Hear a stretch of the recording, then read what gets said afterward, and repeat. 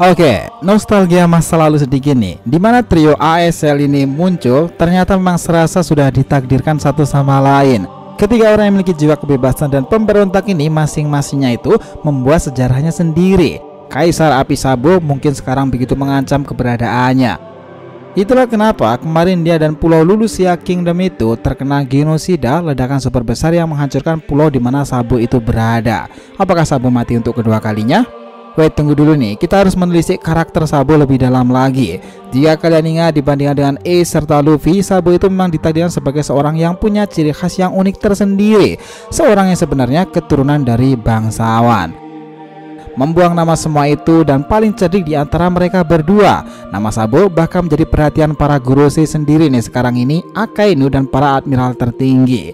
Pria yang bahkan dianggap bisa melampaui kepopuleran dari Monkey D. Dragon, The Emperor of the Flame. Ini adalah hikayat tentang Sabo dari menelisik latar belakangnya sampai nasibnya sekarang ini. Oke, kita mulai.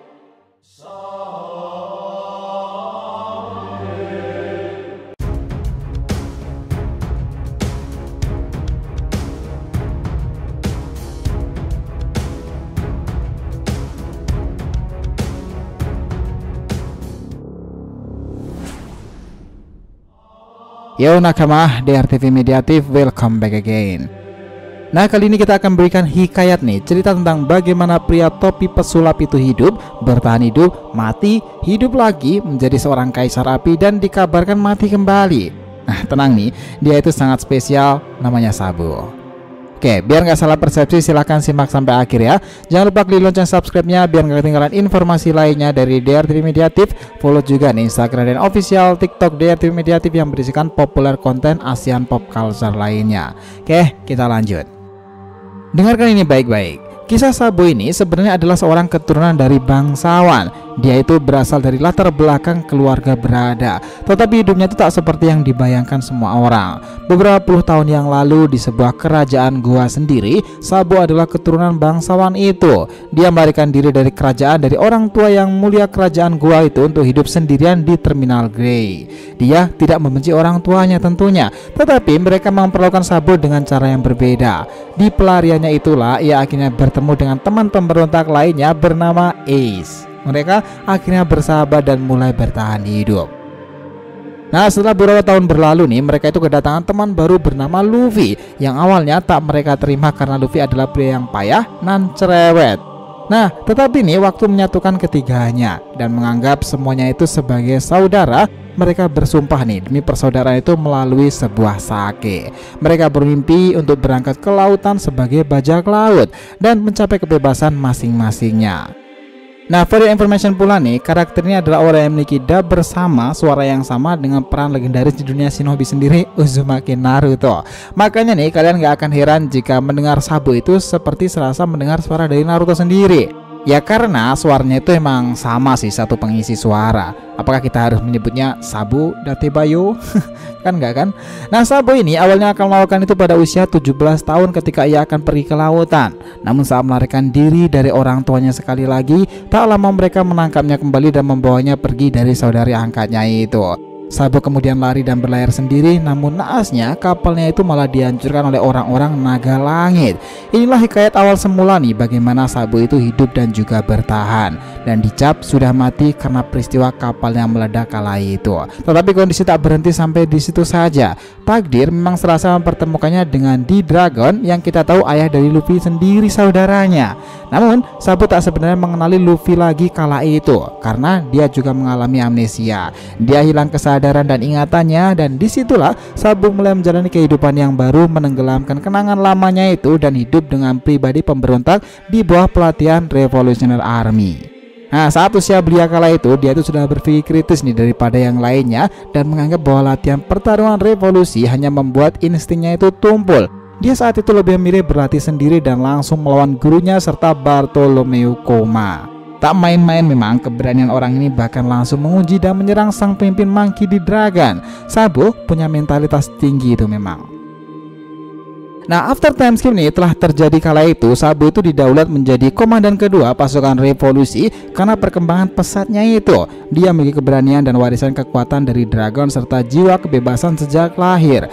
Kejadian besar Marineford kala itu nih ketika dia mendapatkan koran itu dan membuat orang ini akhirnya sadar bahwa dia adalah Sabo, orang yang sama, dan pria yang terbunuh dalam insiden besar itu adalah saudaranya sendiri, Portgas di Ace. Ya, ingatannya itu dikembalikan oleh kejadian Ace. Akhirnya karena kejadian itulah dia itu menjelaskan kepada petinggi Revolutionary Army siapa dia sebenarnya. Dia mengatakan seperti ini kira-kira: Dragon Sun, orang yang terbunuh di perang revolusi itu adalah saudaraku Ace, dan Rocky muda yang mencoba menyelamatkannya di pertempuran besar itu adalah adikku sendiri Luffy.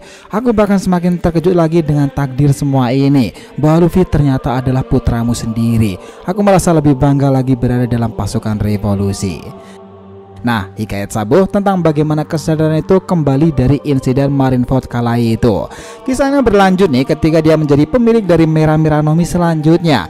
Dia telah menuju ke Dressrosa dan akhirnya terjadilah momen yang membuat kita harus muat. Luffy menangis sejadi-jadinya kala itu.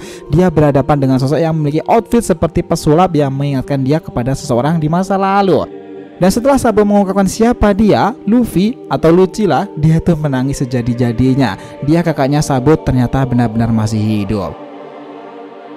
Nah, Luffy menyerahkan Mera-Mera Nomi itu untuk didapati oleh sang kakak sendiri Sabo, dan rencana itu akhirnya berjalan lancar pula tuh. Nah, di pertempuran itulah Sabo itu mendapatkan Mera-Mera Nominya.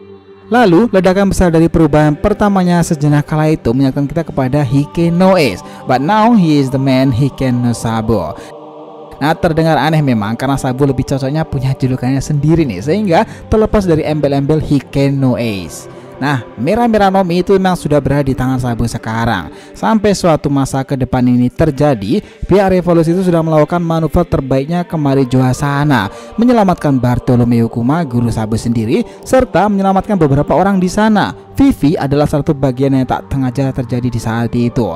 Sabo memang berhasil mendapatkan Kuma nih, dan sekarang sudah berada di Kamabaka bersama dengan Dragon. Namun di chapter 1060 kemarin itu mendapati kebenaran dan kejutan nyatanya.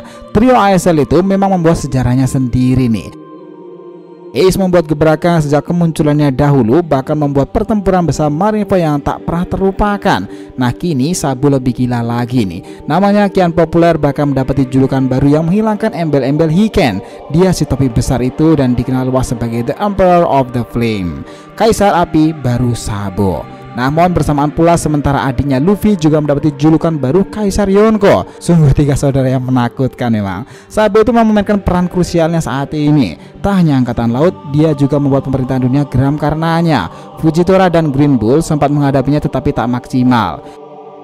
Yang membuat Gorosei sendiri kesal itu adalah orang itu adalah pria yang pertama kali mengetahui kebenaran tentang singgasana kosong Marijoa itu berpuluh-puluh tahun yang dianggap kosong. Nyatanya Sabo melihat seseorang di atas sana, yang membuatnya semakin terkejut lagi nih, sekaligus membuat tabir kebohongan terbesar dalam sejarah One Piece itu yang sudah terbongkar, dan membuat cerita One Piece dan cerita tersembunyi lainnya soal abad kekosongan semakin dekat lagi, atau harta karun di pangnya itu sendiri. Nah, dia Sabo orang yang mengungkapkan kebenaran mengenai Imsa.